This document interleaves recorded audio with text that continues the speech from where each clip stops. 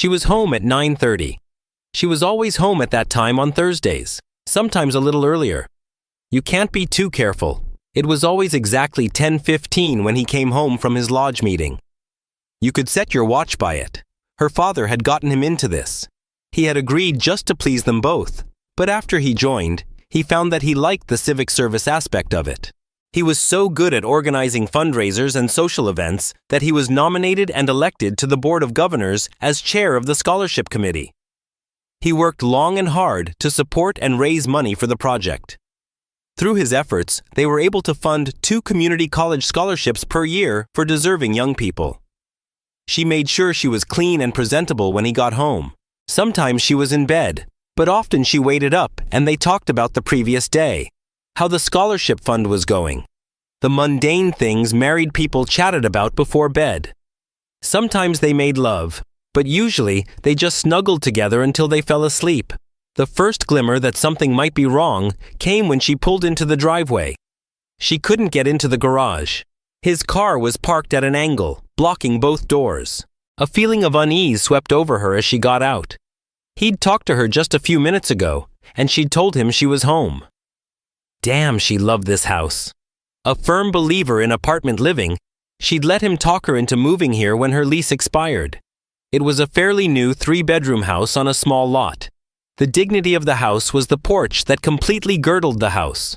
There was a swing in the front under the ceiling fans. They often sat under the fans, swinging lightly on the swing, enjoying the warm summer nights. She was perceptive enough to see what he was up to. This was the family home.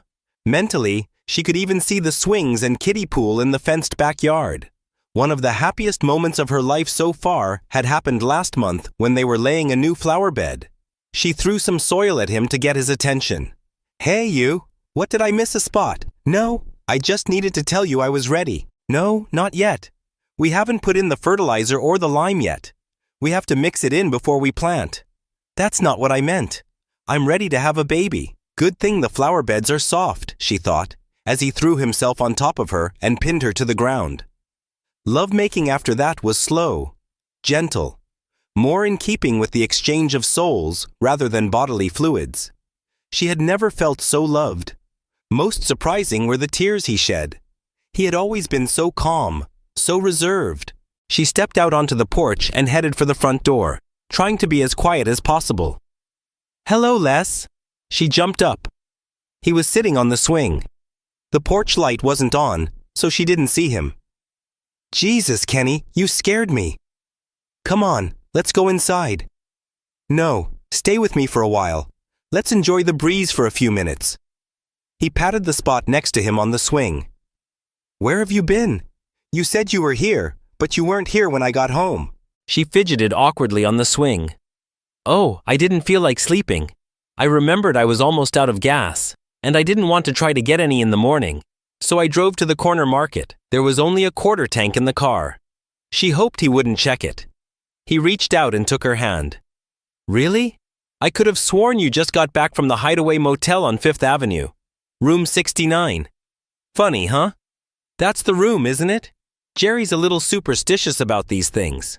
Isn't this where you usually meet every Thursday from 6:30 to 9 o'clock? She paled and tried to pull her hand away, but he held it firmly and wouldn't let go. "Relax, Les. I'm not going to hurt you, but I want you to promise to listen to me without interference. I promise it will be your turn to speak, and I'll listen when we're done. Will you do that for me?" "Good." She hunched over, shrunk into a small ball, and sniffed her nose loudly. He continued speaking in a quiet, colorless voice. "When I first heard about it, I refused to believe it. One of your friends saw you. No, I don't know which one. She sent me an email from a public account. I ignored it at first, but the seed was planted and it sprouted, taking over the cracks in my brain until I finally had to get rid of it by refuting it. So I checked it out. I had a friend who looked after the house. Do you have any idea how disgusting it is to ask someone to do that? Especially when he's a friend to both of us? That favor may have ended my friendship with him. It was horrifying to watch him struggle with his emotions as he told me everything. In brief, he even had pictures of you and him going in and out of the motel room, including hello and goodbye kisses. We were just lucky he didn't know who the man was. He tends to avoid me now. I think the pain he saw on my face that day is what he sees now every time he looks at me. Quiet sobs broke out. She tried to speak, but he gently put his fingers to her lips. Hush, you promised to listen first. He pressed his fingers against hers until he felt her nod lightly. Good. I'll try not to stay too long. The porch light was off. The only illumination of the scene was the light coming through the curtains in the living room. Though he continued to speak in a calm, even tone, his face was a mask of pain and suffering. But in the darkness, she couldn't see him. When he showed me the pictures, I swear the sound of my broken heart almost deafened me. It was literally ringing in my ears. But after thinking about it, I felt like I needed to know why. Why could you do this to us? For the first time, his composure was broken, and a shuddering sob escaped his chest. He breathed deeply for a minute, trying to pull himself together. Your own sister, Leslie. How could you? When your mom died, she stepped in and practically raised you. You should know that at 15, the last thing she wanted was the responsibility of a 9-year-old. But she stepped forward, missed dates, dances, school events so she could be available for you. Your father told me that one year, money was so tight that she gave up Christmas so you could have something under the tree. She loved you more as a daughter than as a sister. You know she'll find out eventually. Even if she deserves the truth, I'll never tell her. I love her too much to hurt her like that. Maybe she can forgive Jerry. She's the best woman I know. But to forgive you, Les, I don't know if her heart is that big. Tears rolled down her cheeks, gaining speed and volume as she first realized the consequences of her actions. She remembered the excitement, the smugness of knowing the secret, of getting away with something. It seemed so childish to her now. Her mind was already searching for ways to deal with the damage, desperately hoping she could fix it. How could she have been so stupid? But deep down, she knew that he loved her so much he would give her anything. It was her anchor, her excuse, that even if she got caught, he would never leave her. For the first time, doubt crept in. I should have known less. Why? It was consuming me, so I slipped something into your purse. Remember that nifty little flashlight I bought for you?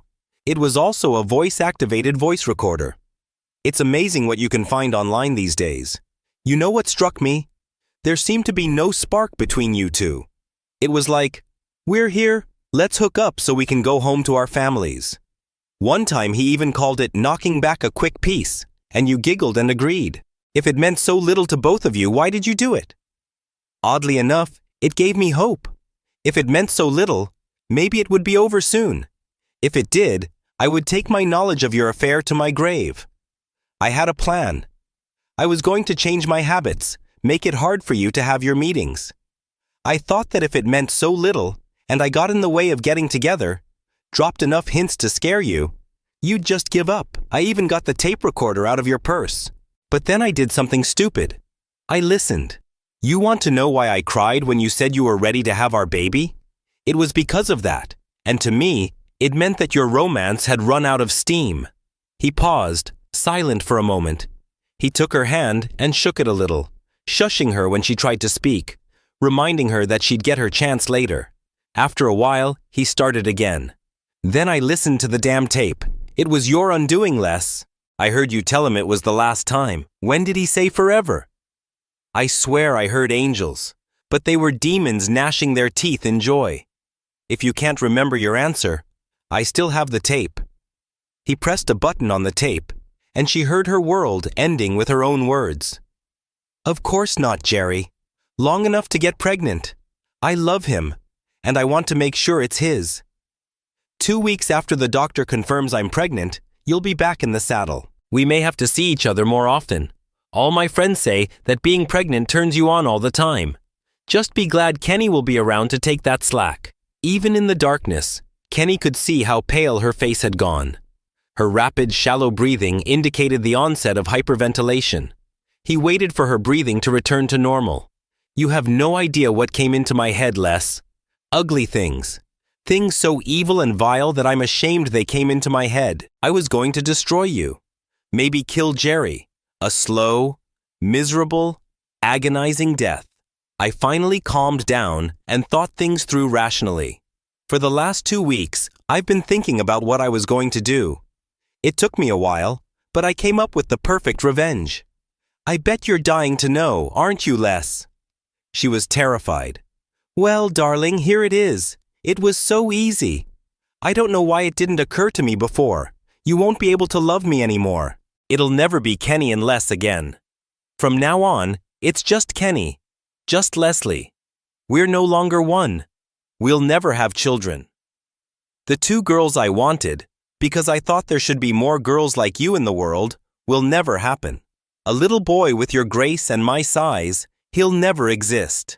We will never go to Lamaze class together. I will never rub lotion on your tummy to reduce stretch marks. I will never hold your hand and cut the umbilical cord in the delivery room. Baby sickness, seeing them off to kindergarten, high school graduation, college, will never happen. No talking about the birds and the bees. No celebrating sports triumphs. No consoling them when they lose. No driving lessons. No loss of sleep when they first start dating. No grandchildren. When your hands shake so badly you can't cut the cake celebrating your golden anniversary, I won't help you. You can never make me sad, and I can never make you sad.